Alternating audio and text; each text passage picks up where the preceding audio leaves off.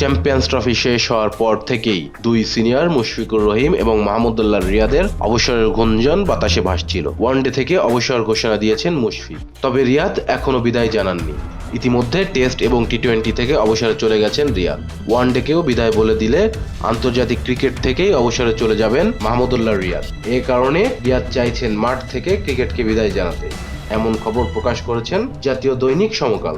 পত্রিকাটি আরও জানিয়েছেন, অবসরের ব্যাপারে দুই সিনিয়র মুশফিকুর রহিম এবং রিয়াদের সাথে কথা বলার দায়িত্ব দেওয়া হয়েছিল বিসিবি পরিচালক নাজমুল আবেদিন ফাহিমকে।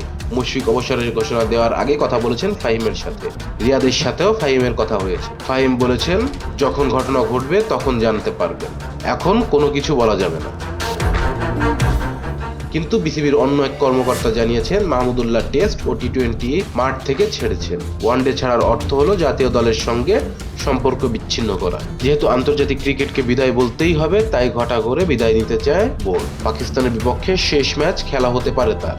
আপাতত কোনো সিরিজের ব্যস্ততা নেই বাংলাদেশ দলে। রিয়াদ যেহেতু শুধু ওয়ানডেই খেলছেন, সেক্ষেত্রে দেশের মাটিতে ওয়ানডে সিরিজ খেলে বিদায় নিতে চাইলে জুলাই আগস্ট পর্যন্ত অপেক্ষা করতে হবে তাকে।